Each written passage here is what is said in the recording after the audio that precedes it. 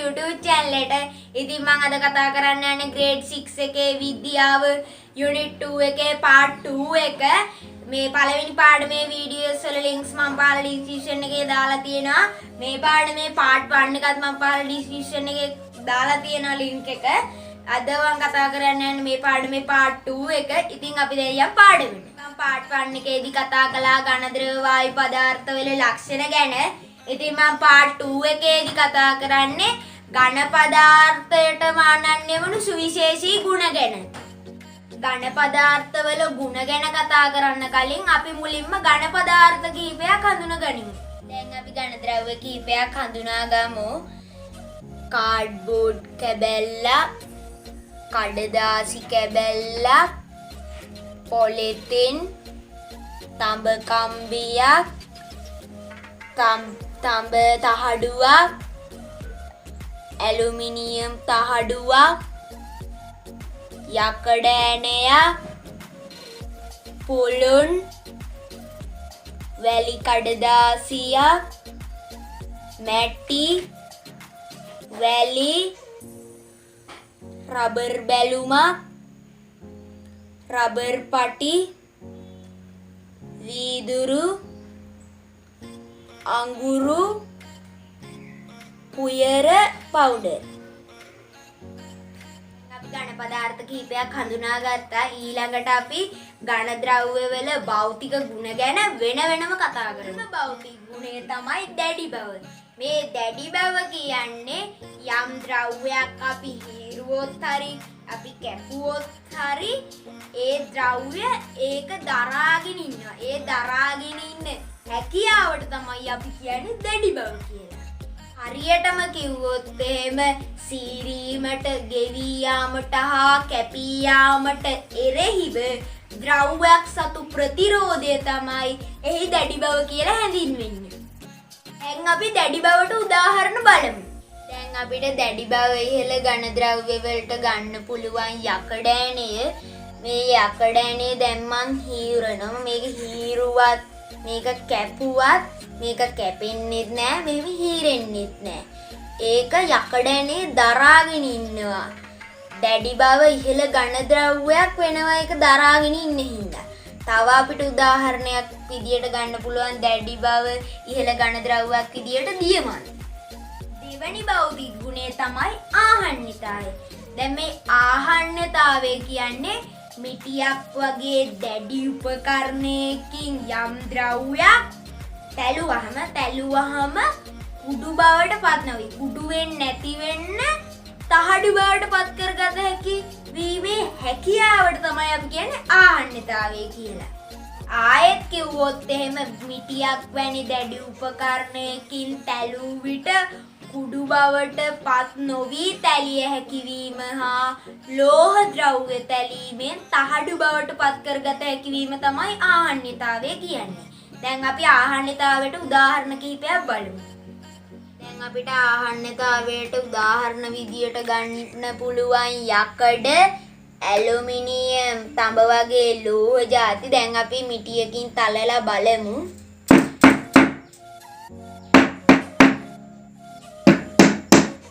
දැන් මිටියෙන් තැළුවට ඒවා කුඩු බවට පත් උනේ නැහැ. ඒක හින්දා මේ යකඩ, ඇලුමිනියම් තව ආහන්නතාවයෙන් යුක්තයි. අපිට ඊළඟට කතා කරන්න තියෙන්නේ තන්්‍යතාවය ගැන. යම් කිසි ද්‍රව්‍යයක් අරගෙන ලොකු ඇදීමකට ලක් කළ විට ඒ ද්‍රව්‍ය කැඩෙන්නේ නැතිව බිඳෙන්නේ නැතිව අපිට කම්බි බවට පත් කරගන්න පුළුවන් හැකියාව තියෙනවා නම් ඒකට තමයි කියන්නේ තණ්හතාවය. ඒක ආයෙත් දැන් කිව්වොත් එහෙම ඇදීමකට ලක් කළ විට නොකැඩි නොබිදී කම්බි බවට පත් කරගත හැකිව. දැන් අපි තණ්හතාවයට උදාහරණ බලමු. දැන් අපිට තණ්හතාවයට උදාහරණ විදියට කියන්න පුළුවන් තඹ, ඇලුමිනියම්, රත්තරන් වගේ ලෝහ ಜಾති. මේ තඹ තහඩුව ඇදීමකට ලක් කරලා තමයි මේ තඹ කම්බිය හදලා තියෙන්නේ. ඒකෙන් අපිට ඔප්පු වෙනවා මේ තඹ, ඇලුමිනියම්, රත්තරන් වගේ ලෝහ ಜಾති තන්්‍යතාවයෙන් යුක්තයි කියන. අපිට ඊළඟට කතා කරන්න තියෙන භෞතික ගුණය තමයි ප්‍රත්‍යස්ත බව. දැන් මේ ප්‍රත්‍යස්ත බව කියන්නේ යම් ද්‍රව්‍යයක් අපි බලයක් යොදලා අදිනකොට ඒක ඒ ද්‍රව්‍ය හොඳින් නැදෙන සුළු වීමට තමයි අපි කියන්නේ ප්‍රත්‍යස්ත බව කියලා. දැන් අපි ප්‍රත්‍යස්ත බවට උදාහරණ බලමු. අපිට ප්‍රත්‍යස්තතාවයට උදාහරණ තමයි රබර් බැලූන, රබර් පටි වගේ දේවල්.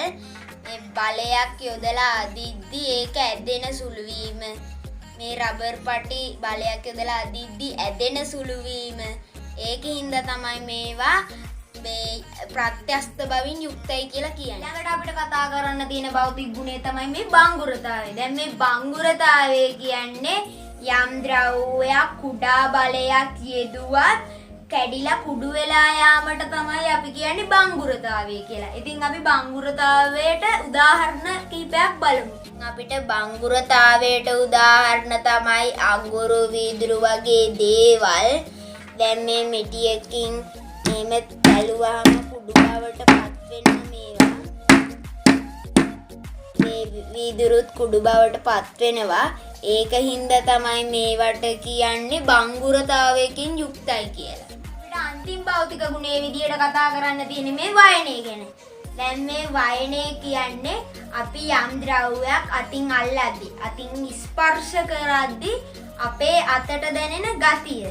දැන් මේ වයනය කොටස් දෙකකට බෙදෙනවා. එකක් තමයි රළු, අනිත් එක තමයි සිනිඳු.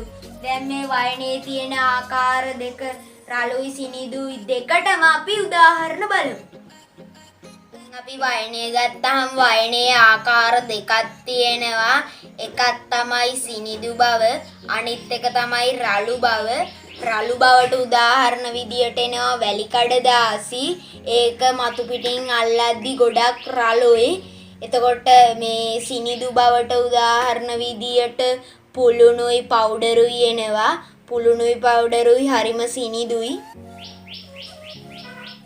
දැන් අපි ඝන පදාර්ථ සතු සුවිශේෂී ගුණ වෙච්ච දැඩි බව, ආහන්නතාවය, තන්්‍යතාවය, ප්‍රත්‍යස්ත බව, බංගුරතාවය, වයනය වගේ ඔක්කොම භෞතික ගුණ ටික ඉගෙන ගත්තා.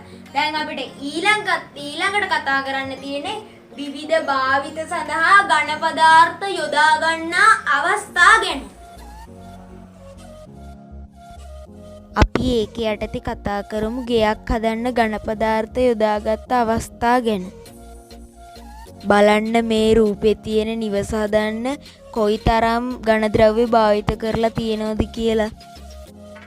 මේ නිවසේ ඒ කොටස් වල හැඩය අනුව ආවරණය විය යුතු ආකාරය අනුව ඝන ද්‍රව්‍ය යොදාගෙන තියෙනවා.